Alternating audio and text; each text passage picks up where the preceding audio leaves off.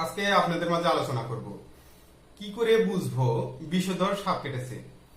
যদি কামড়ানোর পরে সাপকে না দেখেন অথবা চিনতে না পারেন যে এটা বিষধর সাপ ছিল নাকি বিষধর সাপ ছিল না, কারণ বাংলাদেশে 70 থেকে 80% সাপেই কোনো বিষ থাকে না, তাহলে কি কি লক্ষণ দেখা যাবে যদি বিষধর সাপে কাটে?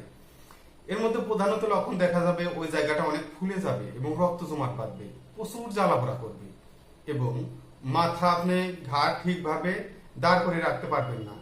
পাশাপাশি আপনার যে কথার প্রতিফলন সেটা আপনি 2 বার শুনতে পারবেন। এগুলো লক্ষণ যদি দেখা দেয় তাহলে অবশ্যই মনে করতে হবে বিষধর সাপে কাটতে পারে।